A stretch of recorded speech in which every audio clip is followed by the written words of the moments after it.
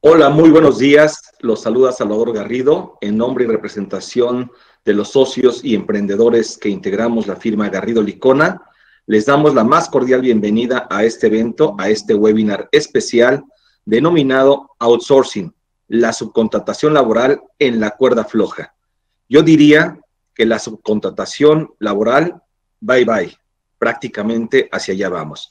Para efectos de este webinar, tema y desarrollo del mismo, también nos acompañan Adalberto Ramos Huerta, socio de la firma Garrido Licona y del área de controversia y litigio fiscal. Adalberto, ¿qué tal? Muy buenos días. Buenos días, Salvador, a ti y a la audiencia que nos escucha.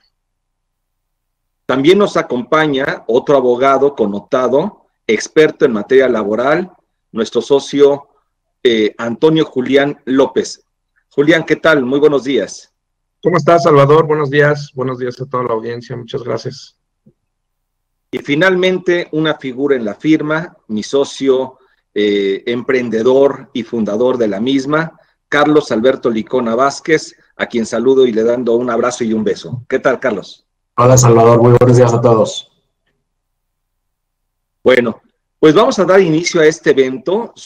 Es un tema polémico, es un tema complicado y bueno, pues en particular, Julián, platícanos en particular cuál es el objetivo de la reforma, de esta iniciativa que el Poder Ejecutivo envió ya al Congreso y está siendo sujeta de de discusión y de análisis. Julián, por favor. Sí, Salvador, gracias. Mira, pues después de ver la iniciativa, de estudiar la iniciativa en estos días, como bien dices, fue presentada por el Ejecutivo directamente por nuestro presidente el 12 de noviembre, pudimos identificar que el propósito de esta iniciativa o por dónde va son 3 puntos relevantes. El primero y el más importante, que digo que lo consideramos el corazón de esta iniciativa, es la prohibición de la subcontratación como hoy en día la conocemos. Nosotros tenemos una definición de la subcontratación muy establecida en la Ley Federal del Trabajo, en el artículo 15A, y esta iniciativa lo que propone es la eliminación, primero la prohibición, la sanción y la eliminación de la subcontratación. Y lo que está dejando abierto es una contratación por medio de una prestación de servicios especializados o la ejecución de una obra especializada, y que esta prestación de este servicio especializado no sea el objeto principal o la actividad económica de las empresas. Ya vamos a ahondar un poquito más en este tema de servicio especializado, pero el propósito inicial es únicamente desaparecer la subcontratación y dejar estos servicios especializados o obra especializadas, ¿no? El segundo propósito o objetivo que nosotros identificamos, pues es evitar o eliminar disminuir más bien estas prácticas abusivas, estas simulaciones que se han dado a lo largo de los años. Como nosotros sabemos, desde que inició este modelo de subcontratación, outsourcing, tercerización, como lo definimos en algún momento, pues ocurrieron muchos abusos. En el 2012 hubo la primera reforma laboral que dejó Felipe Calderón, antes de que entrara Peña Nieto, en la cual ya se reguló la subcontratación, pero aún así siguieron dándose muchos abusos, como pues el no pago correcto de prestaciones a los trabajadores, como no declarar su salario correctamente ante el Seguro Social, prácticas de evasión fiscal o cuestiones fiscales, muchos abusos que muchas empresas pues hicieron a lo largo de este tiempo, y es lo que conocemos nosotros como el outsourcing malo, ¿no? Que realmente sí es algo que está muy arraigado, es una práctica muy común, y que esta iniciativa, pues lo que intenta es, pues desaparecerlo, quitarlo, disminuirlo, ¿no?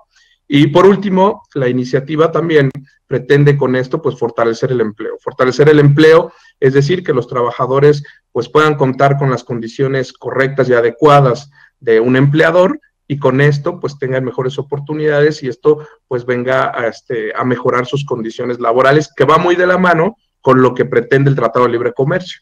Eso es lo que el Tratado de Libre Comercio lo que intenta, es que México entre a esta dinámica de poder fortalecer el empleo y que sus trabajadores realmente tengan pues unos salarios dignos o salarios mejor remunerados, ¿no?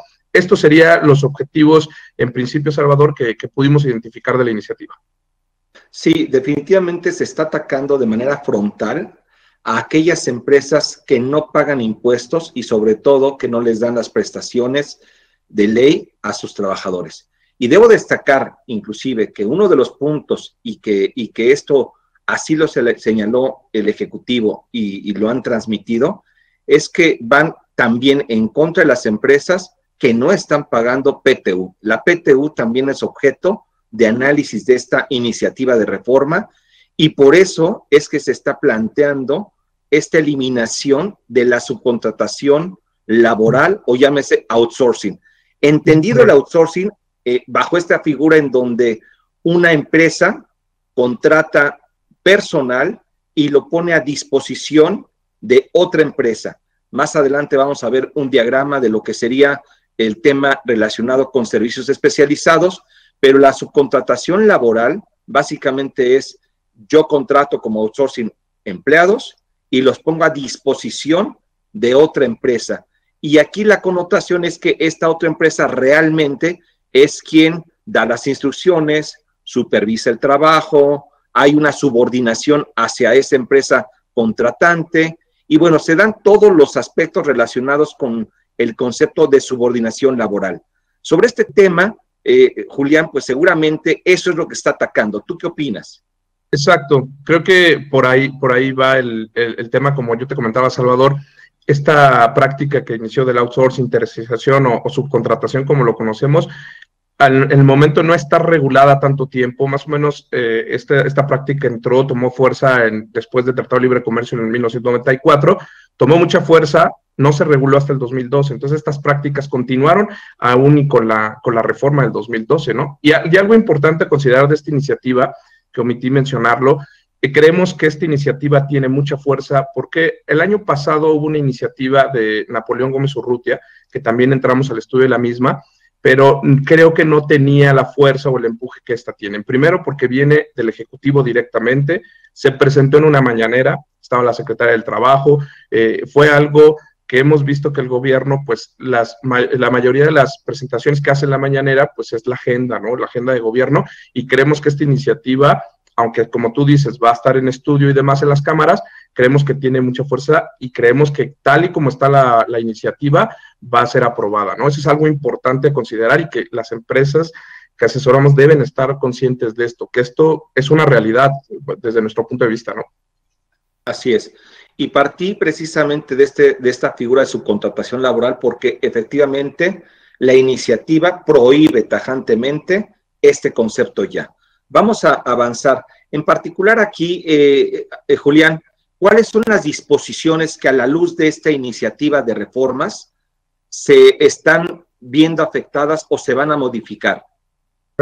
A diferencia del 2012, como lo mencionaba, que únicamente se reformó la Ley Federal del Trabajo, y en el 2009 la Ley del Seguro Social ya había tenido una reforma al respecto de la subcontratación. Aquí esta iniciativa es global. Las leyes que se van a reformar es la Ley Federal del Trabajo principalmente, la Ley de Impuestos sobre la Renta, la Ley de el Código Fiscal y la Ley del Seguro Social. Esas son todas las leyes que van a englobar cambios para que el gobierno, esta iniciativa, pues sea en conjunto, ¿no? Y tenga todos los elementos necesarios para poder aplicar la correcta aplicación de servicios especializados como lo está manejando la iniciativa. Entonces, todo este grupo de leyes van a ser reformadas en algunos artículos, no como en el 2012, que fue aisladamente la Ley Federal del Trabajo y no se hizo en conjunto. Aquí lo están haciendo en conjunto todas las leyes. Ese es un peso importante que vamos a ver, porque el tema laboral y la forma en la cual se está manejando esta situación abarca otras disciplinas como puede ser la parte fiscal, la parte de seguridad social. Y bueno, Adalberto nos va a dar más detalles de cómo se va a enlazar toda esta iniciativa en las diversas disposiciones más adelante. Bueno, ahora bien, con relación a los sujetos a los que impacta esta iniciativa de reforma, Carlos, en este caso, ¿quiénes son los que nos vamos a ver afectados? Las empresas que hacen o que están realizando, ¿qué actividades? Carlos. Claro, bueno, directamente aquellas empresas que prestan servicios subordinados, mejor conocido como el outsourcing o coloquialmente conocido como el outsourcing, pues va dirigido, como comentaba Julián, como comentabas tú, va dirigido a estas empresas a especificar ciertas reglas, ¿no? De que ya no se permite la subcontratación laboral, sino más bien te da la oportunidad o nos va a dar la pauta para sí continuar prestando servicios, pero en donde se pueda poner a disposición de personal, pero que sean especializados, ¿no? Entonces, directamente los outsourcing, evidentemente aquellos que contraten este tipo de servicios, pues deberán asegurarse de que las empresas que prestan estos servicios especializados, pues cumplan con todas las disposiciones que estaremos platicando. Y por último, pues aquellas empresas insourcing que, como todos sabemos, en aquellos grupos empresariales fueron creadas única y exclusivamente para la administración de la nómina de todas las empresas del grupo. Luego, entonces, estas insourcing deberán acatarse y deberán seguir las reglas que se establezcan en esta reforma. Sí, en este caso particular debo destacar que muchas empresas en nuestro país tienen una estructura a través de la cual establecen una empresa prestadora de servicios, es decir, un insourcing, y esta empresa aloja al personal que otorga o presta sus servicios a las diversas empresas del grupo. Y dentro de esta empresa prestadora de servicios puede haber gente a nivel operativo, a nivel producción, a nivel administrativo, a nivel dirección, etcétera. Esto impacta directamente porque la subcontratación laboral ya no será permitida y en consecuencia el insourcing entra dentro de esta figura de subcontratación laboral. Así es, ¿verdad, Julián? ¿Nos puedes ampliar al respecto?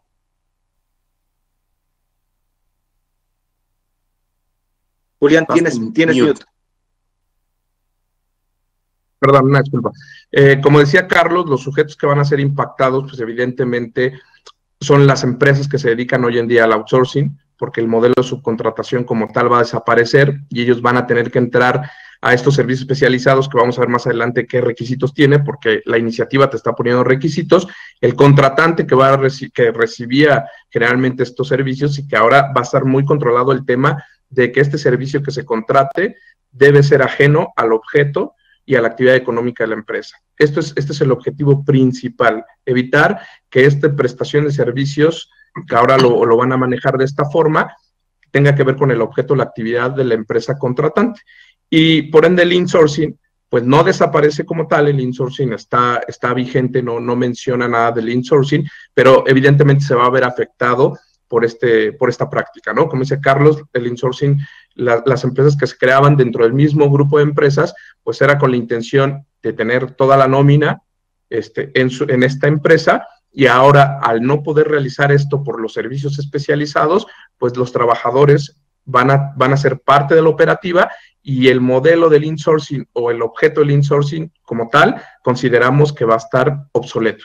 Esa es la realidad, y así es como nosotros lo analizamos a la luz de esta iniciativa, ¿no?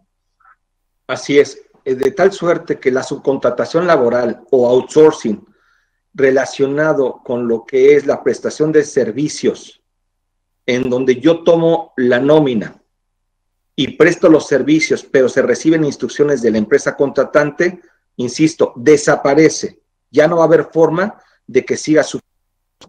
En todo caso va a subsistir, como vamos a ver más adelante, el concepto de servicios especializados. Es correcto. Outsourcing e insourcing, bajo la figura en donde yo contrato empleados que trabajan para ti, desaparece por completo.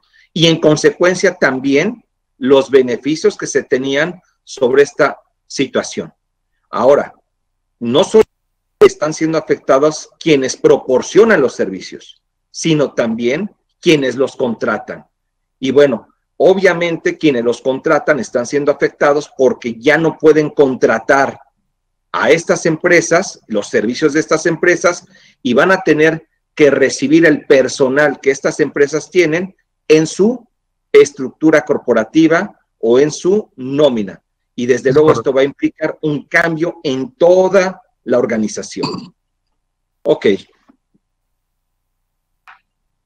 Ahora bien, ¿cuáles son los aspectos relevantes, en este caso, que con motivo de esta iniciativa se deben considerar en una empresa? Claro, Salvador. El aspecto más importante, como ya lo mencionábamos al inicio, con el objeto de esta iniciativa, pues es que las empresas ahora únicamente van a poder contratar servicios especializados. Ahora, entramos en materia de qué es un servicio especializado.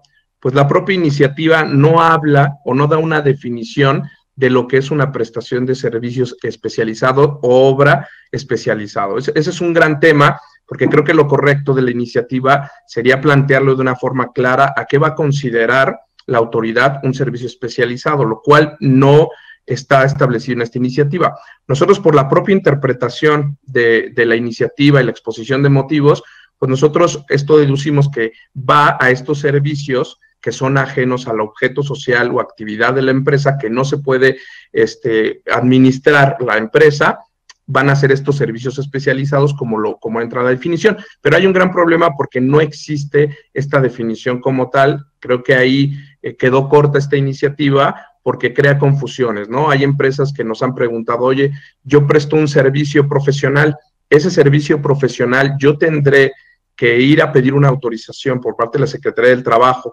para que pueda ocupar este servicio. Creo que el alcance no va tan grande, pero lo deja abierta la iniciativa a que nos vayamos a ese extremo cuando no define lo que es un servicio especializado. Entonces, un aspecto relevante es que las empresas podrán contratar servicios especializados o ejecución de obra especializada, pero la definición como tal lo va a dar la Secretaría del Trabajo, que es el siguiente aspecto relevante, que es este servicio especializado tendrá que ser autorizado por la Secretaría del Trabajo y Previsión Social. ¿Qué quiere decir a la luz de esta autorización y como nosotros lo estamos interpretando? Que lo que está haciendo la autoridad es una vigilancia total. Es decir, tener el control de qué empresas van a prestar estos servicios especializados, a quién le va a otorgar la autorización y con quién se va a contratar. Porque esta autorización va a ser por medio de disposiciones, la Secretaría del Trabajo va a emitir unas disposiciones que son las reglas que ahí consideramos nosotros que va a entrar más a profundidad este tema de servicios especializados y nos va a poder aclarar un poquito más el panorama, pero al día de hoy no existen esas disposiciones y la Secretaría del Trabajo va a autorizar y van las empresas que se postulen para servicios especializados entrar a un padrón también. Este padrón estarán todas las empresas registradas, será un padrón público y abierto en internet donde cualquier persona puede ir a registrarlo y la autorización tiene que renovarse cada 3 años. Pero creo que pues va a ser la definición de esos servicios especializados y que sí, efectivamente, la Secretaría del Trabajo discrecionalmente con las disposiciones que van a decir sí, quién sí y quién no. No sé si tú lo puedes visualizar igual que yo, Carlos. Sí, definitivamente la decisión de otorgar o no la autorización, pues definitivamente estará de parte de la autoridad, en este caso la Secretaría del Trabajo y Previsión Social, y esto aplica evidentemente también a lo que comentábamos hace rato respecto de la figura del insourcing. Como comentaban, pues jurídicamente no se está eliminando, pero sí deberá atender a todas estas reglas en donde habrá que justificar, y será parte de evaluación de la Secretaría, si otorga o no esta autorización, tomando en cuenta que efectivamente seguiría prestando servicios especializados.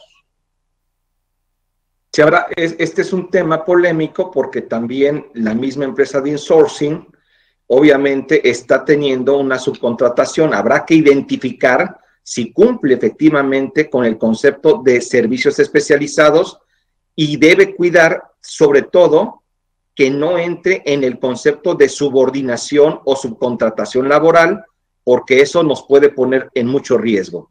Ahora, sí, obviamente, así es, está prohibido y más adelante Adalberto va a profundizar con mayor detalle. Lo tengo ahí a la espera, Adalberto.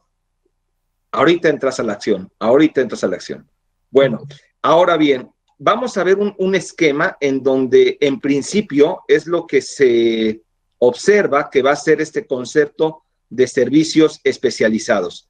Tenemos en términos generales a la empresa prestadora de servicios, lo que sería el outsourcing en este caso anteriormente, ahora va a ser un prestador de servicios o denomínenle si quieren outsourcing de servicios especializados, pero es un prestador de servicios.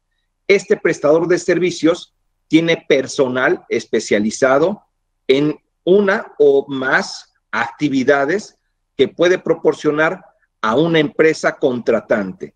En este caso, ejemplos de este tipo de especialidades puede ser el tema de la administración propiamente, recursos humanos, finanzas, quizás contabilidad, impuestos, marketing. Habrá que ver de qué manera se hace esta especialización, pero aquí lo importante, y Adalberto, aquí, ¿tú qué opinas? Es cuidar que evitemos que las personas que estén en esta empresa no tengan una vinculación con el objeto social y actividades esenciales de la empresa. Sí, efectivamente, Salvador. Ese es el punto importante. Y aquí, en cierta forma, habrá que tener cuidado de en qué sentido vienen esas reglas que emita la Secretaría del Trabajo, que va a dar los parámetros para obtener la autorización, para calificar esos servicios especiales, porque ahí se puede prestar a la discrecionalidad de las autoridades, ¿sí? Al momento de autorizar, decir si tú reúnes requisitos, no reúnes requisitos, entonces eventualmente esa situación incluso puede generar asuntos de controversia, litigio, cuando el contribuyente no esté de acuerdo con esa calificación que realice la autoridad, ¿no? Pero en todo momento, sí, como tú bien apuntas, ¿no? Tenemos que evaluar internamente y determinar si es un servicio especializado y que son los que sí se van a poder contratar, ¿no? Subcontratar, ¿no? A diferencia de aquellos que tengan que ver con la actividad económica del mismo contratante, que esos ya no van a poder ser objeto de subcontratación, ¿no? Y aquí viene la polémica y la discusión. En este esquema que se ve muy sencillo, en donde el prestador de servicios le proporciona servicios especializados a la empresa, hay dos situaciones. La primera es en donde el prestador de servicios realmente tiene este personal y el personal trabaja, recibe instrucciones, obviamente tiene un correo electrónico del prestador del servicio, obviamente tiene una coordinación de las actividades por parte del prestador del servicio y trabajan para un tercero que es la empresa contratante. En este caso, desde luego, la subordinación del personal se da con el prestador del servicio. Bajo ese escenario, el prestador del servicio que tiene a ese personal calificado proporciona los servicios a la empresa contratante. Ese esquema es el que busca, desde nuestra perspectiva, regular la actividad relacionada con los servicios especializados a los que se refiere la iniciativa de reforma. ¿Es correcto, Julián? Es correcto, Salvador. Así tal cual, uno de los problemas, y lo definiste muy bien, bajo este esquema, que es lo que se pretende con la iniciativa, este esquema que se ve muy sencillo, tenemos un problema. ¿Qué pasa? El día de hoy, el artículo 15A, que nos habla de la subcontratación, nos indica específicamente que cuando una empresa pone en servicio a otras personas, a otra empresa que va a recibir el servicio, esta empresa, es decir, el contratante, va a fijar cuáles son las actividades y va a supervisar las actividades de este personal, es decir, va a estar en su domicilio, va a realizar actividades y va a supervisar. Entonces, esta línea nos hacía la diferencia entre subordinación para que no existiera una relación de trabajo. Hoy está muy específico y así está en la ley. Esto va a desaparecer porque esos artículos van a estar derogados. Y lo único que habla la iniciativa es de servicios especializados. Entonces, aquí la pregunta es, si yo bajo este esquema realizo los servicios especializados con mi personal especializado, lo pongo al contratante, pero el contratante le puede dar instrucciones. Uno, no podría darle instrucciones porque no es su patrón, pero puede fijar las tareas y supervisarlas, o únicamente las tareas las va a fijar y las va a supervisar el prestador de servicios. Esto lo deja muy abierto y deja efectivamente problemas en el caso de que si yo doy un correo como contratante a la personal especializado, la autoridad laboral me pueda decir que hay una subordinación, hay instrucciones, caigo en una simulación y ahora hay relación de trabajo. Eso lo dejaron también muy abierto y creo que es uno de los problemas que si las disposiciones que va a emitir la Secretaría del Trabajo no lo enfatiza o no lo especifica, vamos a tener un gran problema como empresas para saber cómo hacer ese día a día el personal contratante con el personal de servicios especializados para no meternos en un conflicto laboral. Entonces, creo que sí es algo a puntualizar y algo que nos va a preocupar, ¿no?, a todas las empresas. Sí, en principio, ya regresó Adalberto, justo en el momento de tu gloria, Adalberto, se te cayó la red de internet, pero bueno, ya lo tenemos de regreso. Escuché bien, Salvador, ¿eh? Escuché bien ese punto. Ok, estamos comentando justo el tema en donde el personal especializado recibe instrucciones y realmente está subordinado al prestador del servicio, quien presta a su vez es contratado para prestar servicios especializados a la empresa contratante. Me parece, salvo tu mejor opinión, que en ese esquema no debería haber problema y no debería de ser considerada esta figura como una simulación de servicios especializados, porque las instrucciones del personal especializado realmente se dirigen por el patrón que es el prestador del servicio. ¿Tú qué opinas, Adalberto? Sí, mira, Salvador, ese es un buen punto, ¿no? Y hasta en cierta forma se puede prestar a varias interpretaciones, pero efectivamente, de quien deben recibir las instrucciones y están subordinados al prestador del servicio, al contratista.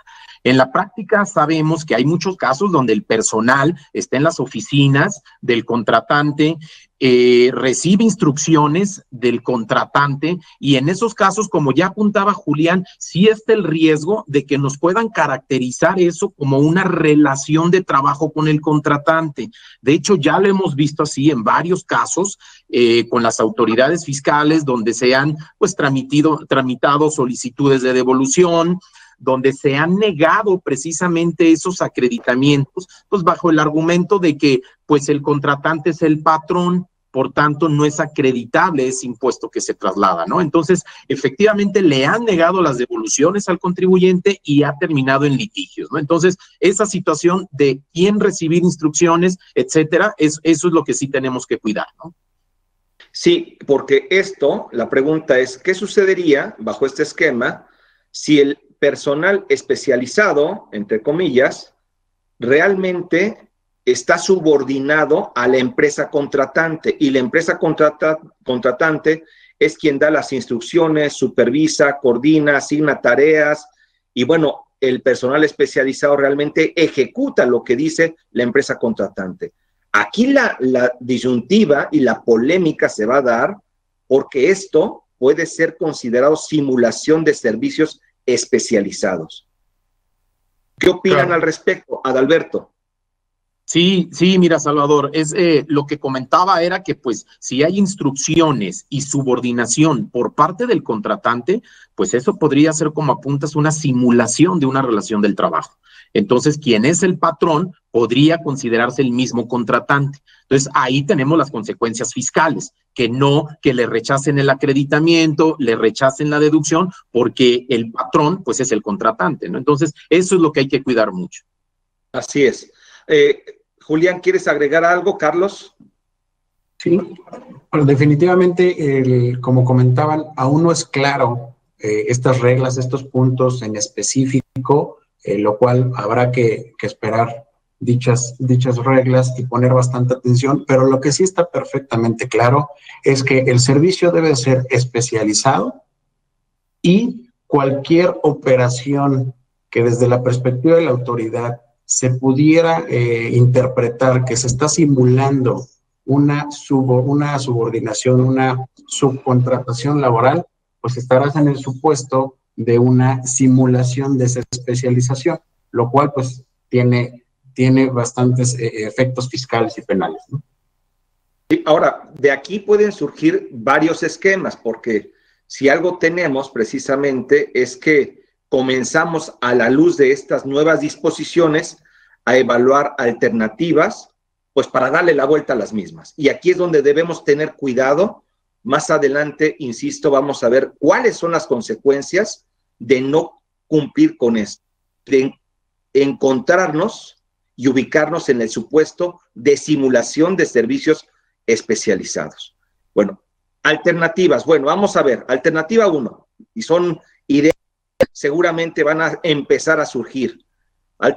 Ok, creo varias de servicios especializados. Me convierto en outsourcing o en el servicio especializado en el área de ventas, el servicio especializado en el área de cobranzas, el servicio especializado en el área de finanzas, contabilidad, el servicio en recursos humanos, el servicio especializado en tecnologías de información, el servicio especializado en etcétera, etcétera, etcétera, y quizás bajo este escenario de especialización, un insourcing o un outsourcing pudiera recibir a todo. Esta situación, ¿ustedes qué opinan? ¿Creen que puede existir riesgo al concepto de servicios si una empresa lo lleva a cabo? Es una iniciativa, todavía no está en ley, habrá, pero ¿qué opinan?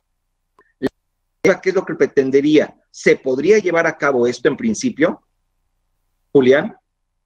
Sí, Salvador, pues mira, como tú lo dices, a la luz de la iniciativa, pues empiezan a tener ideas, ¿no? De cómo poder prestar estos servicios especializados, y una de ellas es, como tú dices, tener diversas empresas que puedan prestar este servicio, convertirse en especializadas, que tengan la autorización y poder trabajar de forma segmentada, como si así lo queremos ver. Ahora se trabaja con una sola empresa outsourcing que presta diversos servicios y ahorita sería segmentarlo. Tal vez podría ser una forma de resolverlo, pero creo que tenemos que estar muy atentos a esas disposiciones de la Secretaría del Trabajo, porque creo que esta iniciativa está pensada para ir más allá. O sea, creo que no se van a quedar cortos y ellos ya visualizaron eso. Y lo que quieren evitar es como que haya un grupo de empresas que realmente vas a transformar la empresa de outsourcing en una segmentación de empresas. Entonces, creo que el gobierno esto lo tiene contemplado.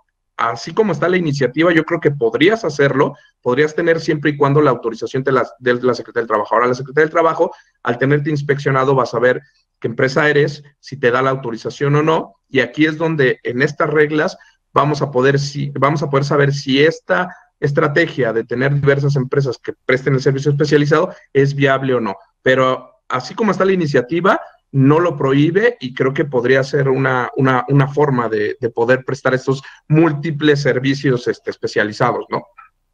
Aunque nos ubicaríamos en el posible riesgo, porque la autoridad va a supervisar este tipo de situaciones, viene la polémica, y el riesgo de considerar que hay una simulación estaría ahí latente. Esto lo pongo en la mesa porque hay que tener cuidado. Sí es posible brindar servicios especializados, pero el estirar y hacer que esto eventualmente sea considerado una simulación es lo que se debe cuidar, porque el concepto de simulación, en caso de que nos ubiquemos en el mismo, es muy, muy drástica la consecuencia que puede existir por ubicarnos en ese supuesto. Ahora, otra alternativa, y surge también porque esto también se puede presentar. Bueno, ahora lo que puedo hacer es contratar al personal ya no como empleado, sino bajo el régimen de honorarios o bajo el régimen de honorarios asimilables a salarios o alguna otra alternativa que por ahí surja, que incluso me ha tocado ver en la práctica que se incorporan al RIF o al régimen de incorporación fiscal y como tienen ingresos a menos de 2 millones, bueno, por ahí es por donde se está ubicando al personal, etcétera. ¿Qué opinan al respecto sobre la posibilidad de que estas personas que hoy están en un outsourcing ahora sean contratadas bajo un régimen de honorarios o en su caso el de asimilables a salarios o incluso algún otro como el RIF? Adalberto. Sí, Salvador. Mira, en realidad la ley no te limita a esa posibilidad, ¿sí? Sí se puede hacer. La única limitante es que el contratante no va a poder contratar personal con relación a su actividad económica. Eso es lo que la ley te prohíbe. Entonces, si cuidamos esa limitante, pues bueno, dentro del margen en el que pueden actuar, pues efectivamente va a haber pues reestructuras, ¿verdad? Para pues optimizar temas, pues de PTU, etcétera, que pues bajo una situación, pues sí podrían entrar, ¿verdad? Como posibles y desde luego que son esquemas que se tendrán que evaluar, ¿sí? Entramos a un tema polémico, justo por eso lo puse en la mesa. Y bueno, Carlos, ¿tienes algún comentario, por favor? Sí, mira, para efectos fiscales pudiera ser una opción, sin embargo, se contrapone para ciertas otras limitantes que la propia ley del Seguro Social, para efectos del Infonavit, en particular en materia de seguridad social. El hecho de que tú contrates a un profesional o a cualquier persona bajo la figura de un asimilado, de honorarios, en fin, cualquiera de este tipo de servicios profesionales independiente, pues podría tipificarse entonces que más bien es tu empleado.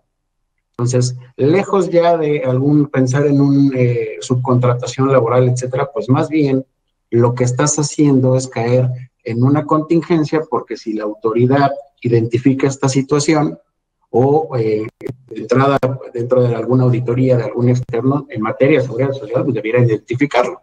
No puedes estar pagando a una persona mes a mes de manera continua, ser el único a quien le emite sus comprobantes fiscales, ser el único que le presta servicios, porque luego entonces lo que eres un empleado. Ahí viene el concepto de ser o no ser subordinado. Ser Exacto. o no ser subordinado. Ahí está el dilema.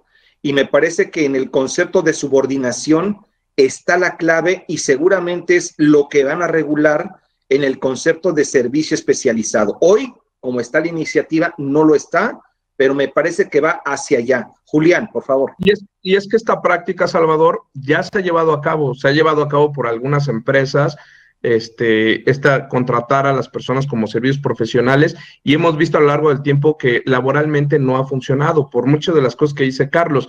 Ese aspecto de subordinación, al final del día, cuando tú tienes a una persona y tienes estos contratos de servicios profesionales, pues hay una subordinación constante, hay que girar instrucciones, un horario, un lugar de trabajo, diversas características que actualizan lo que tú dices, la subordinación, y automáticamente hay una relación de trabajo, y ahí entra un problema grave, porque el tiempo que lo tuviste nunca lo diste de alta en el Seguro Social, y es un impacto muy fuerte para las empresas. Esa práctica existe, al día de hoy muchas empresas la llevan a cabo, pero no es una práctica viable. Por el día a día, por la subordinación que se da, es una alternativa, pero una alternativa que tiene muchos riesgos y que nosotros no la recomendamos, ¿no? Por eso era importante lo que hablábamos acerca del servicio especializado. Si vas a poder tú, obviamente dar instrucciones no, pero fijar las tareas y supervisarlas, porque ahí no hay subordinación, sino simplemente fijas tareas, supervisas, y no hay esa relación de trabajo de la subordinación. Entonces yo no lo veo viable, ¿no? Y aquí viene otro ejemplo que me voy a permitir, porque esto es frecuente. Una empresa requiere servicios de tecnología de información, seguridad, informática, soluciones, etcétera. Y bueno, tiene generalmente un equipo interno y tiene un director, un gerente o un equipo especialista. Pero en muchas ocasiones requiere de manos, y lo que hace, y se ha venido haciendo, es que esas manos las contrata a través de un outsourcing o en todo caso a través de un tercero. El soporte técnico, digámoslo de esta manera. En ese sentido, la gente del soporte técnico de tecnologías de información, o incluso también se da en el área de marketing, o se da en el área contable, financiera o administrativa, en todas las áreas de esta situación. Esta empresa, en este caso, contrata a un proveedor, a un externo, y este proveedor externo le proporciona ese apoyo. Pero aquí viene la disyuntiva. Las personas que apoyan a la empresa contratante tienen el correo de la empresa contratante, o sea, tienen una dirección de correo de la empresa contratante, tienen una tarjeta de ingreso a las instalaciones de la empresa contratante, tienen un horario, entran a las 9 de la mañana y salen. Bueno, la hora de salida generalmente no la hay, digámoslo de esta manera, y ahora menos en el home office. Yo trabajo ahora más que cuando estaba en la oficina. Pero bueno, tenemos horario de entrada, horario de comida, y tenemos todo, incluso el equipo de cómputo que tenemos asignado es de la empresa contratante. Bueno, a mí me enseñaron de chiquito que si tiene plumas, es amarillo, tiene pico, tiene 2 patas y hace cuacuá, pues eso es un pato. No podemos decir que es un perro. En ese sentido, toda esta situación nos lleva a que realmente sea una subcontratación o una simulación de servicios especializados. Y esos son los detalles que se deben cuidar a partir de esta iniciativa. Carlos, ¿tú qué opinas al respecto? Tú que has vivido este tipo de estructuras como líder de GLW. Hay ciertos servicios de los que mencionas ahorita, como mercadotecnia, como servicios financieros, contables, fiscales, que sí tienen la característica de especialización.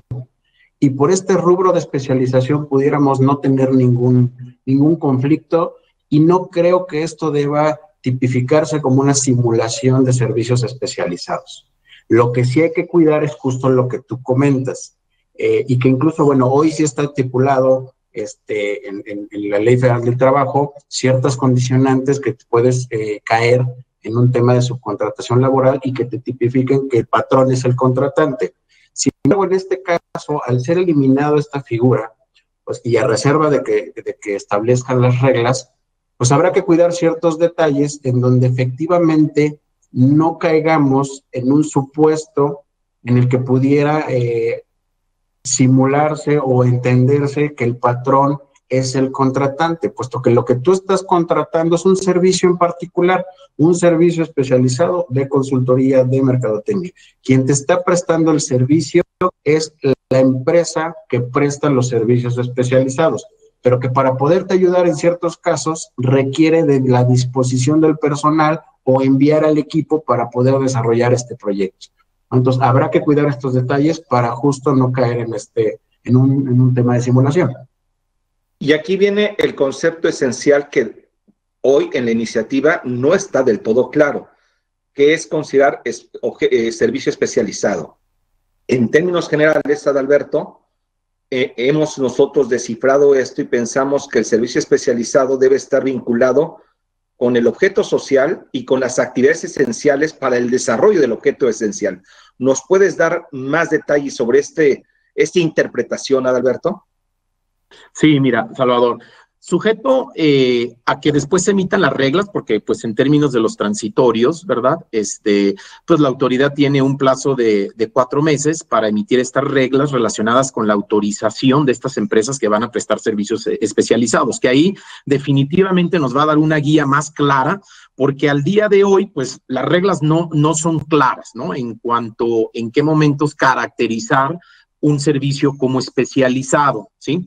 Sin embargo, sabemos que hay diferentes posturas, diferentes interpretaciones en este tema, pero mira, podemos llegar a un punto donde justo parto del ejemplo que tú ponías, ¿sí? Del soporte técnico, ¿no? Servicios de tecnología, donde tienes al personal en las oficinas del contratante, está a disposición del contratante, pues le fija las tareas, está supervisando, ¿verdad? En esos supuestos, pues estamos en la frontera, pero podríamos decir que es un servicio especializado, ¿sí?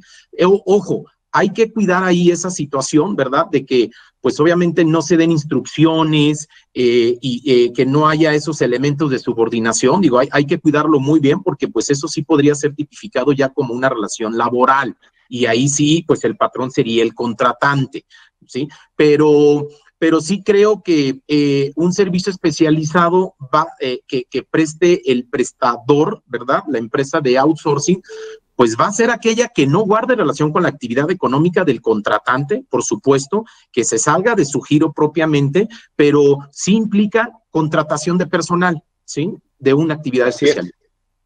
Oye, por ejemplo, si en este caso el personal de IT está dando ese servicio especializado, la empresa que está recibiendo el servicio no tiene nada que ver con el concepto de IT, déjeme pensar, es una constructora, me parece que ahí podemos justificar que sí se trata de un servicio especializado. ¿Por qué? Pues porque en mi giro de construcción yo no soy especialista en temas de ciberseguridad, ni en temas de sistemas, ni en el tema de soluciones. Ahí me parece que sí puedo soportar que efectivamente requiero de ese personal para poder atender estas necesidades que no son mi objeto, no son mi especialidad. Pero si mi empresa se dedica a la ciberseguridad o al desarrollo de soluciones tecnológicas o estas cuestiones de hoy que existen en torno a plataformas, etcétera, caray, ahí me parece que es donde entramos a esa línea muy, muy gris que puede ser considerada bajo el concepto de simulación de servicios especializados. Y esa es la parte que hoy es importantísimo cuidar, vigilar a la luz de esta iniciativa, que por cierto, está la idea de que en principio entre en vigor el próximo año, ya en enero. No hay una fecha establecida, está en discusión, probablemente se retrase, pero en principio, salvo que el Congreso diga lo contrario, el objetivo es que entre de inmediato el 1 de enero, en este caso. ¿Es correcto, Julián?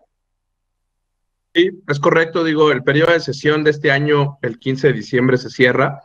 No sabemos si les va a dar tiempo para poder aprobarlo el 15 de diciembre, pero como vemos nosotros la iniciativa y como, repito, como fue presentada, creemos que esto va a ser algo rápido, no se va a esperar mucho tiempo, y fue algo que ya el año pasado tuvo movimiento, algo que ya conocimos el año pasado, se vuelve a retomar en un momento complicado también por este tema de la pandemia. Creo que tampoco fue lo ideal, pero bueno, si lo retomaron es por algo, y consideramos que si el 15 de diciembre, que es la última fecha que tienen los diputados para la sesión, el próximo año se va a retomar y va a ser algo rápido, ¿no?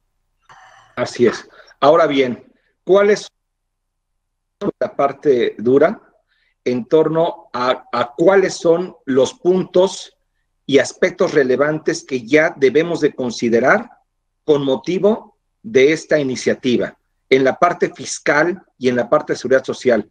Adalberto y Carlos, en la parte fiscal, Adalberto, ¿cuáles son los puntos esenciales a considerar?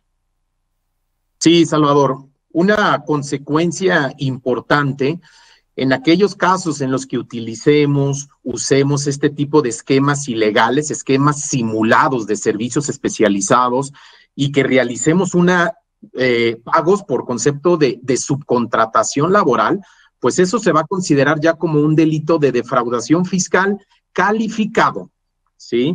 Entonces, pues las penas de cárcel pues son altas, e incluso para hacerlo congruente con la reforma penal fiscal que entró en vigor en 2020, también incluso el Ejecutivo en su exposición de motivos también nos está señalando que va a ser delito del crimen organizado este tipo de prácticas cuando intervengan 3 o más personas. Y sabemos, si un crimen es organizado, pues bueno, las consecuencias son prisión preventiva oficiosa, intervención de comunicados por parte del juez, etcétera, ¿no? Hay consecuencias muy graves, ¿no? Entonces, esa es una consecuencia que destaco.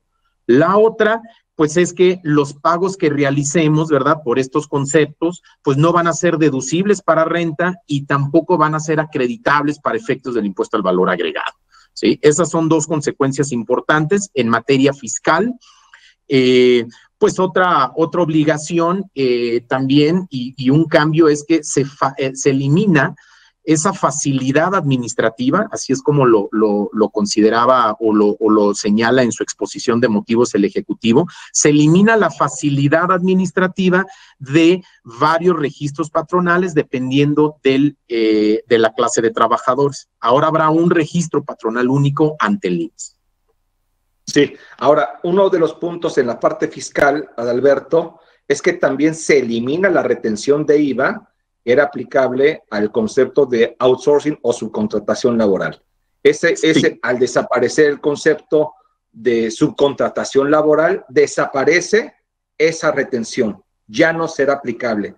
Sin embargo, y aquí si nos puedes profundizar, Carlos, y bueno, en su caso Adalberto, sin embargo, ya nace nuevamente la obligación de proporcionar información en la que confirmemos que el servicio especializado que en su caso contratemos sí cumple con el pago de los impuestos y está en orden en cuanto al cumplimiento de las cuestiones laborales y fiscales y que todo es transparente. ¿Es correcto, Carlos? De hecho, también respecto de lo que comentaban en materia de no deducibilidad y no acreditamiento de IVA, esto, como bien comenta Adalberto, al eliminarse cualquier operación que implique la subcontratación laboral, no tiene efectos para deducción ni acreditamiento de IVA. Pero no solo eso, sino aún incluso en aquellos servicios especializados que ya se estén prestando, pero que el contratista, que es decir, quien presta el servicio especializado, no aporte la información que establecen las disposiciones respecto de las declaraciones, el entero del pago del IVA, el entero de las retenciones, en fin, toda esta información también tendría un efecto, tanto sanción para quien no entregue esta información, tanto para el contratante, por poner un ejemplo, en el caso de IVA, si no recibió en el mes siguiente toda esta información que soporte que efectivamente haya trasladado el impuesto, haya pagado el impuesto, haya efectuado las retenciones, debe presentar una complementaria eliminando ese acreditamiento del IVA. Entonces, no solo ahora es, como bien comentas, aportar cierta información adicional, pero que el contratante deberá asegurarse de que el contratista esté cumpliendo con estas obligaciones. Y en el caso en particular que comentabas respecto a la información en materia de seguridad social, efectivamente hoy se tiene que estar informando, comunicando, enviando a la autoridad. Van a estar las reglas y la periodicidad como tal. En el caso de información para materia de IMSS, esta se enviará de manera trimestral. En el caso para efectos del Infonavit, esta se enviará de manera cuatrimestral. ¿Y en qué radica esta información? Pues prácticamente toda la información que soporta desde el contrato hasta la ejecución y con quienes estoy ejecutando estos servicios especializados. Respecto del contrato, pues la información de todas las partes, incluso objeto social, RFC, nombres, datos de los representantes legales. En el caso de la operación del contrato, la prestación del servicio, el número de colaboradores, la información de ellos, el número de seguridad social, quienes van a desarrollar como tal y ejecutar el servicio, así como la autorización correspondiente de que es una empresa que puede prestar servicios especializados. Entonces, sí, ahora, sí, Carlos, perdón. Aquí lo que es muy importante señalar es que estos aspectos relevantes que estamos comentando son aplicables cuando estés realizando una subcontratación laboral, es decir, todavía sigas con el esquema del outsourcing viejito, digamos la hora del pasado outsourcing, subcontratación laboral. Esa subcontratación laboral, en este caso en particular, ya no puede ser posible. Y si lo llegas a hacer, si sigues con ese esquema de outsourcing, subcontratación laboral, te ubicas en el supuesto de defraudación fiscal, te ubicas en la no deducibilidad y no acreditamiento, etcétera, etcétera, etcétera. Si estás en ese concepto de outsourcing, subcontratación laboral. O en su caso también, si tienes una simulación de servicios especializados. Esos dos conceptos son los que tienen estos aspectos e impactos que debemos de considerar. Si tenemos el servicio especializado y si realmente tenemos la autorización de la Secretaría del Trabajo y Previsión Social y efectivamente demostramos que es un servicio especializado, no debe haber este impacto. ¿Es correcto, Julián? Es correcto, Salvador. Así como tú lo dices, en el momento en que entre en vigor la ley, pues si tenemos esta práctica, como tú dices, llamémoslo la vieja subcontratación, vamos a caer en estos supuestos. Algo importante a considerar en la eliminación del registro patronal que se pretende en esta iniciativa es que la iniciativa tal cual nos menciona que si las empresas que hoy en día tienen diversos registros patronales, estos se van a eliminar y únicamente quedaría un registro patronal único. Entonces, aquí hay un tema de retroactividad. Nosotros creemos que la iniciativa en este punto va un poquito más allá porque las empresas que ya tienen sus diferentes registros patronales deberían de mantenerlos, no hay por qué eliminarlos. Esta iniciativa lo que pretende es eliminar, si tienes 1 o 10 registros patronales, eliminarlos y dejar un solo registro patronal, que nosotros aquí, como les repito, sí creemos que existe un tema de retroactividad de la ley y una violación constitucional, ¿no? Sí, el significado de la lámina de PRT es prima de riesgo de trabajo. Y en este caso es una cantidad que se le paga al Instituto Mexicano del Seguro Social por el riesgo de trabajo que se tiene en las empresas al ejecutar sus labores. En ese sentido hay que pagar ese concepto como parte de las cuotas de seguridad social. Entonces el punto aquí es que obviamente cuando hay actividades dentro de la organización que tienen mayor riesgo, por ejemplo, las de fábrica, la mejor mensajería, construcción, etcétera, cuya actividad per se tiene mayor riesgo, pues paga una prima de riesgo de trabajo y una cuota mayor que la gente que no tiene tanto riesgo como puede ser un administrativo o alguna otra persona cuya actividad no sea propiamente de alto riesgo en general. Entonces, las diferencias que se están dando aquí es al momento en el cual se determina que solamente es una prima única de riesgo de trabajo, pues aun y cuando seas administrativo, vas a tener que pagar la prima de riesgo del que tenga la prima más alta de riesgo. Es decir, si tienes o estás en una empresa de construcción, los administrativos pagarían la prima de riesgo de trabajo de la persona que está operando o está en la construcción, en la obra. Y eso genera que tu prima y tu cuota sea muchísimo mayor. Ese es el impacto que va a existir, pero sobre todo aquí destaco que sería este impacto en los outsourcing, que en su caso tengan servicios especializados, en donde tengan varias especialidades. Tendrían que hacer, por eso insisto, una clasificación de especializaciones y crear empresas de manera individual para evitar estos impactos, con el riesgo de que nos ubiquemos en el concepto de simulación. Son de los temas y puntos que hay que profundizar. Sí. Salvador, también este efecto lo tendrían aquellos grupos empresariales que tienen hoy su insourcing, porque en el momento de trasladar a todos sus colaboradores a la empresa operativa, pues van a tener un efecto respecto de estas primas, estos riesgos de trabajo, porque pues va a suceder lo que tú comentas, tienes todo el sinfín, el número de colaboradores con una sola prima, y evidentemente pues será siempre clasificado en la mayor respecto de las características de actividades que desarrollen los colaboradores, ¿no?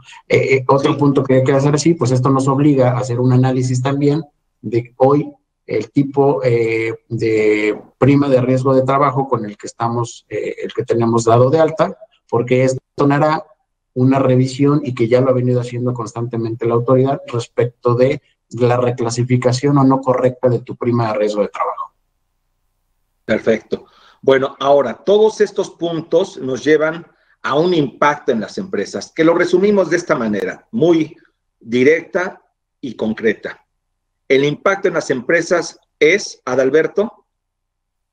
Sí, mira, Salvador, un impacto pues es la desaparición, ¿sí? Del outsourcing y del insourcing no especializado, ¿sí? Desaparición en el sentido de que pues ya no van a poder realizar, ¿verdad?, esas actividades económicas del contratante. Puede haber todavía, desde luego, ventajas, beneficios de conservar la figura del insourcing, del outsourcing, sobre todo por los temas que mencionaba Carlos, ¿no? Por un tema de prima de riesgos de trabajo, ¿verdad?, para conservar a los administrativos en el insourcing, y pues también otros temas, ¿no?, de eficiencias administrativas. El hecho de administrar al personal, pues también genera beneficios, ¿no?, de esa naturaleza, ¿no? Pero bueno, eso es, ¿no? La aplicación, la limitación del outsourcing es importante, ¿no?, con esta reforma.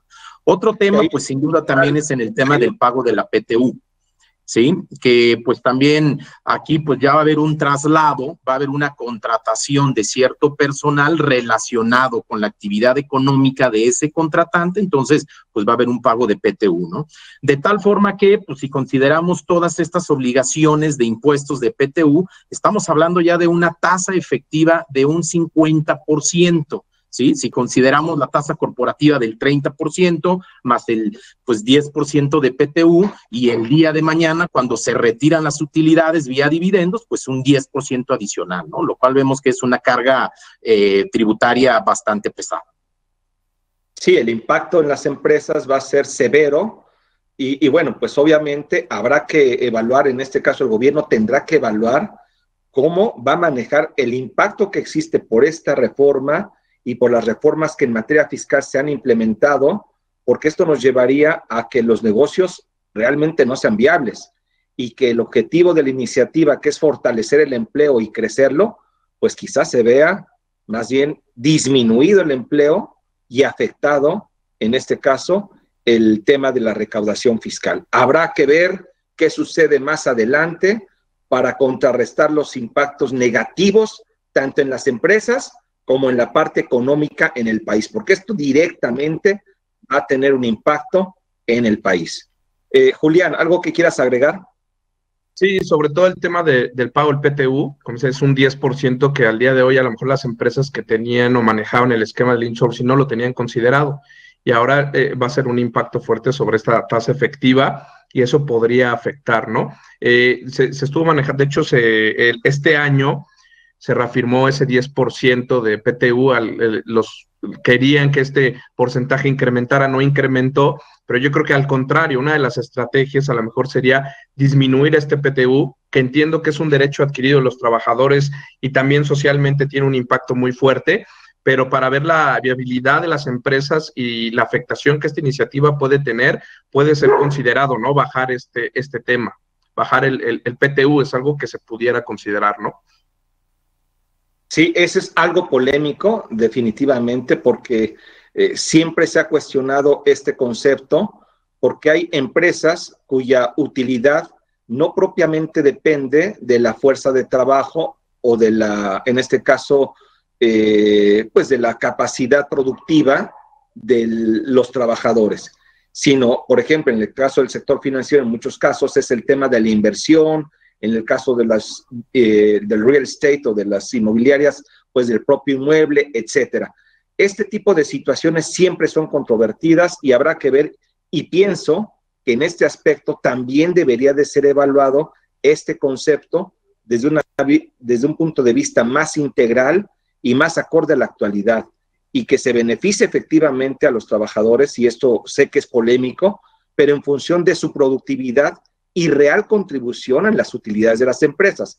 Esa es la parte que me parece que está pendiente y habrá que evaluar. Sé que esto es polémico y habrá quienes ahorita me estén aventando jitomatazos por este comentario, pero bueno, la verdad es que como empresario y como personas que están pensando en apoyar en general el contexto de la economía y a los propios trabajadores, es que debemos de darles, pero no debemos de acabar con la empresa, que es la que genera los empleos y la posibilidad de que todos tengamos pues la posibilidad de vivir, en este caso, con un ingreso digno, correcto, y desde luego con las prestaciones que corresponden a mi trabajo. Ese es el punto en particular. Polémica la situación, y bueno, ¿qué pasa aquí en este caso si no cumplimos estas disposiciones? ¿Cuáles son las consecuencias, Adalberto? Sí, Salvador. Bueno, la primera y más importante que ya habíamos mencionado es de que se va a tipificar todo este tipo de esquemas ilegales de simulación de servicios especializados, contratar bajo la figura de subcontratación laboral. Todo eso va a ser ya un delito de defraudación fiscal calificada. ¿Sí? Las penas cuando se trata de un delito calificado pues pueden aumentar en un 50% más de lo que es un delito fiscal normal, ¿no? Esa es una consecuencia muy importante, y cuando participan 3 o más personas incluso sería un delito de la delincuencia organizada que amerita prisión preventiva oficiosa, ¿sí?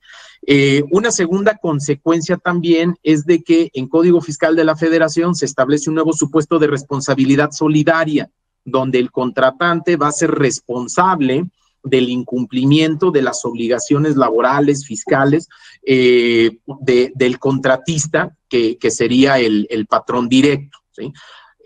Aparte de esa responsabilidad solidaria, también va a haber otras consecuencias con multas, relacionado con multas. En el caso de que el contratista, como ya apuntábamos, tiene las obligaciones, ¿verdad?, de proporcionar esta información del pago de los impuestos para que el contratante pueda deducir y acreditar.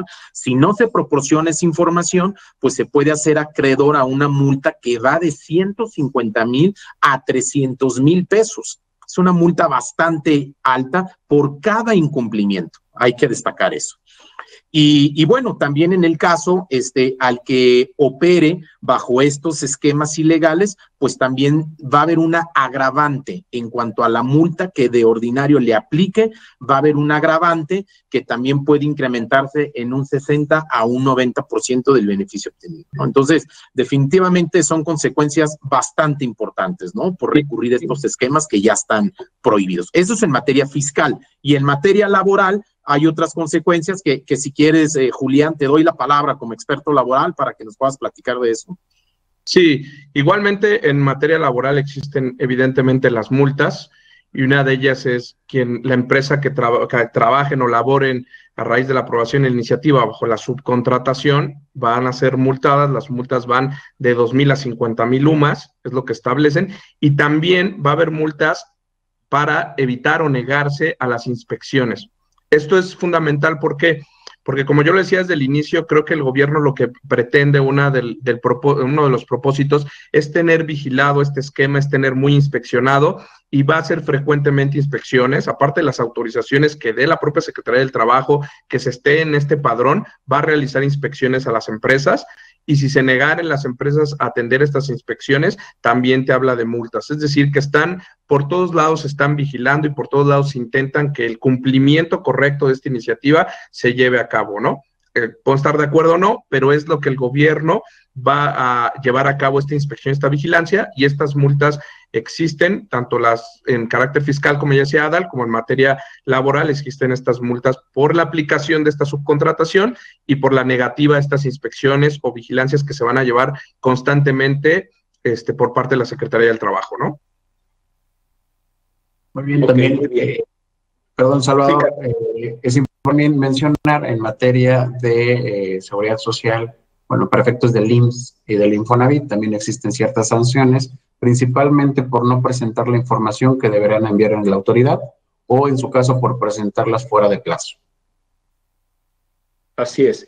Ahora, aquí, respecto del tema de defraudación fiscal, Adalberto, que eso es lo que preocupa quizás más, ¿quiénes serían los que pueden ser objeto de esta pena máxima, que es corporal, en caso de encontrarse alguna situación de esta naturaleza? O sea, ¿es el representante legal, los socios y accionistas?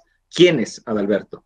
Sí, mira, la ley penal como tal te dice que comete este tipo de delitos el que da la orden, el que ejecuta, ¿sí? La actividad que nos lleva a este ilícito, el que se encuentra en el supuesto penal, ¿no? Esa es la persona directamente que es objeto de la sanción penal.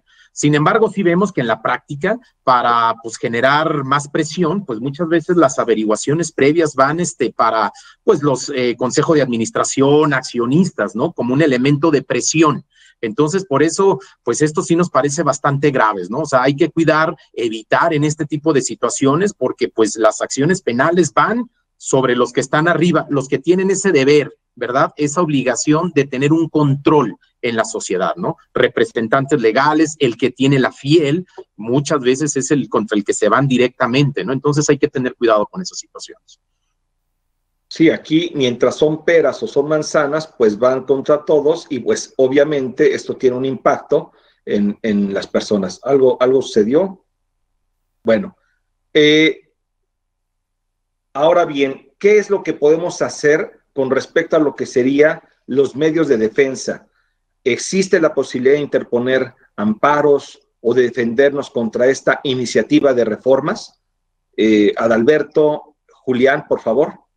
Sí, mira, Salvador, como se está implementando esta reforma, sí vemos que ahí hay varios temas de violaciones constitucionales que sí nos dan elementos para poder promover un amparo. Incluso, pues las cámaras empresariales ya han mostrado su inconformidad, ¿verdad?, en cómo se está implementando esta reforma. Argumentan mucho que pues no hubo consensos, ¿verdad?, con los empresarios, con los trabajadores y pues al amparo de convenciones internacionales, incluso pues cuando se trata de este tipo de modificaciones, ¿verdad?, que afecta a los trabajadores, pues debe existir un consenso, ¿no? Al amparo, por ejemplo, de la Organización Internacional de Trabajo, pues hay convenios suscritos. Entonces, eso, por ejemplo, son violaciones, ¿no? Violaciones a convenciones internacionales y hay otros temas, Salvador, que pues esta situación como tal, pues podría también afectar la competitividad, aumentar la economía informal. Hay ciertas violaciones también en materia económica, ¿no?, previstas en la Constitución que sin duda podrían hacerse planteamientos en un amparo porque pues va a afectar esta situación. Así es como se está contemplando por parte de la iniciativa privada y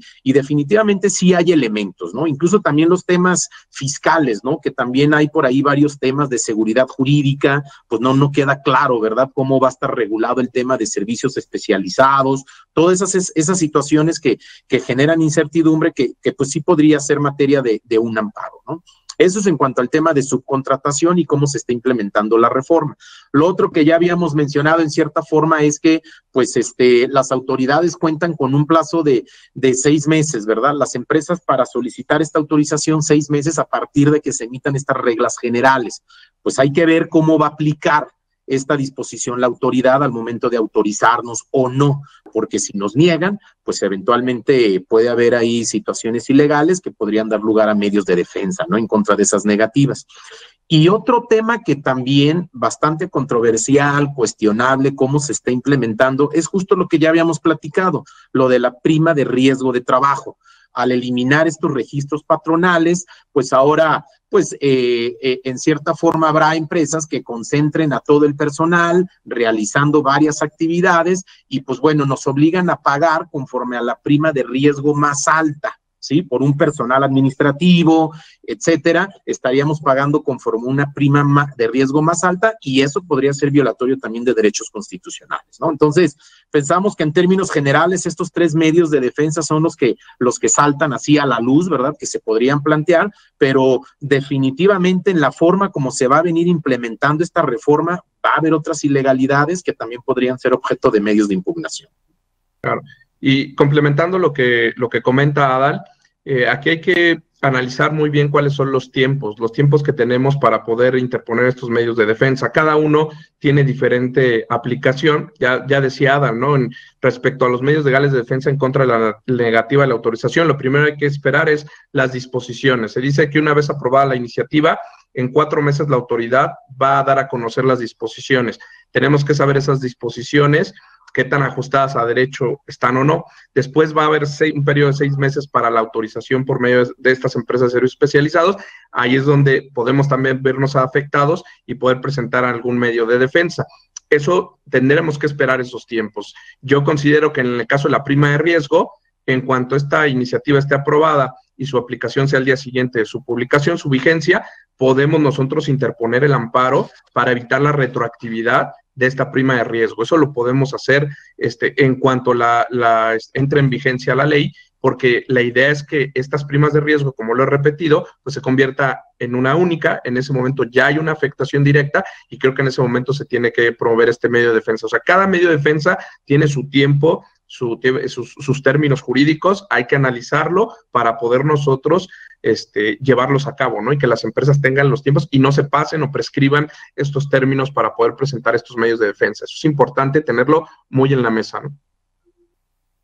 Así es. Ahora, para concluir, ¿cuál es el mensaje a los socios, a los accionistas, a los empresarios, a los directores, a la gente que toma decisiones en la empresa y a todas las personas que se están viendo impactadas con motivo de esta iniciativa que presentó el Ejecutivo y que veo con muchas posibilidades de que sea aprobada por el Congreso?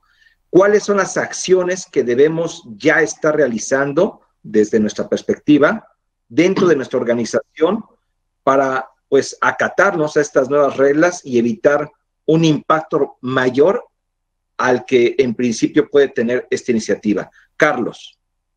Bueno, definitivamente el análisis de todas estas disposiciones ya ha aterrizado al tipo de estructura que hoy día tenemos. Es decir, analizar justo la manera en la que estamos llevando a cabo nuestra operación, o cómo es que, si es que tenemos subcontratación, si es que tenemos tercerización, si es que tenemos una empresa de insourcing como tal, habrá que analizar cuál es el impacto que vamos a tener.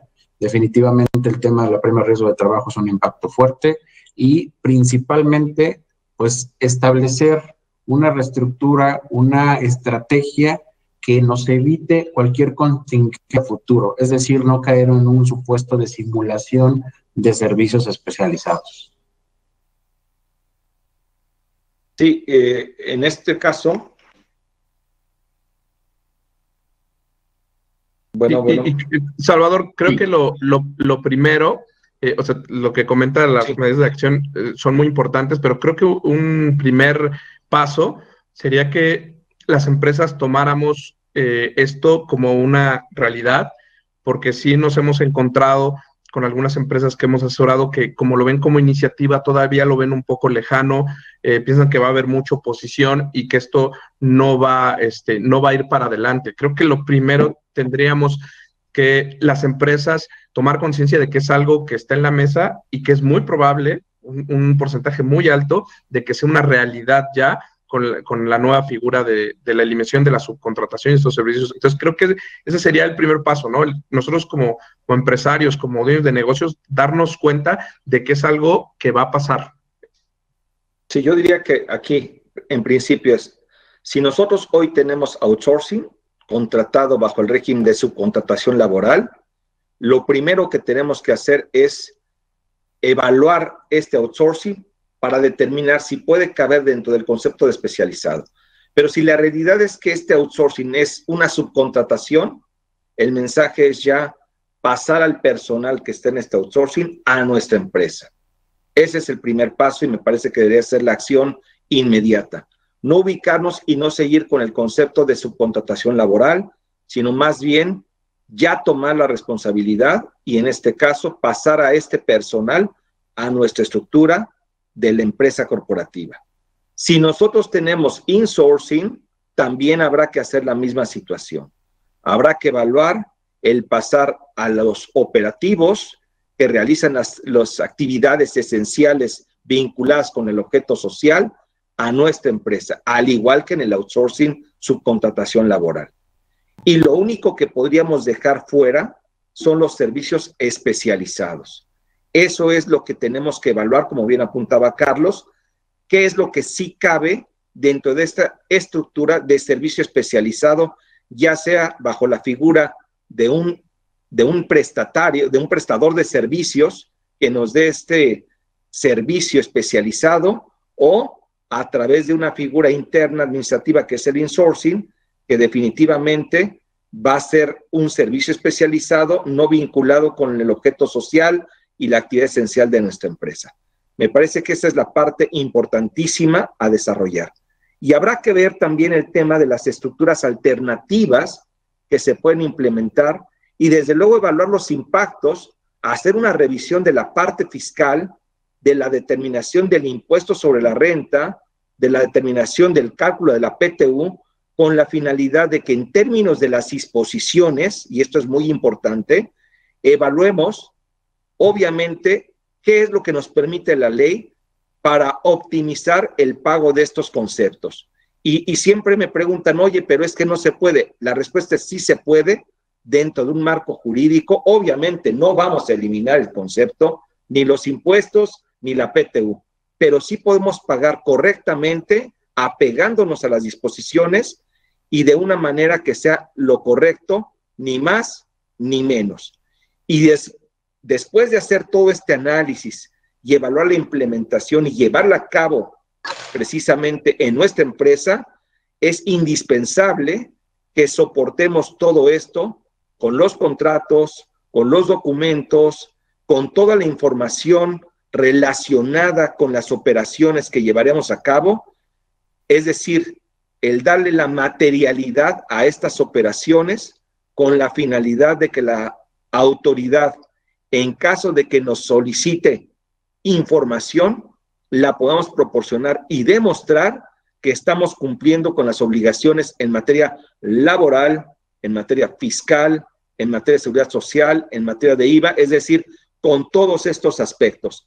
Y para ello volvemos nuevamente a insistir en el tema de que es necesario contar con herramientas tecnológicas que nos permitan reforzar todos estos conceptos y no tener la información regada en diversas áreas, sino concentrarlas en una solución, en una bóveda que nos permita tener por tipo de empresa, por proveedor, por actividad, etcétera, toda esta información a disposición para el caso y el momento en el cual la autoridad nos pida la misma y de esta manera poder solventar cualquier situación con ellas.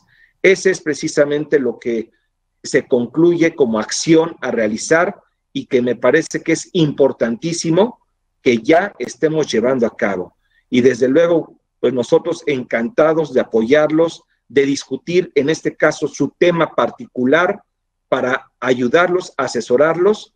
Y hoy, insisto, la planeación está en la prevención y previsión. Y hoy tenemos que prevenir que lo que hoy es iniciativa y va a ser ley, no impacte y acabe con nuestro negocio. Bueno, conclusiones finales, socios, Adalberto. Sí, mira, Salvador, una reflexión que sí quiero traer sobre la mesa es el tema de que, pues en términos de las disposiciones transitorias, pues la parte laboral y de seguridad social, pues prácticamente entraría en vigor al día siguiente de su publicación, podría ser incluso en diciembre. La parte fiscal, pues sí sería a partir de enero, ¿no?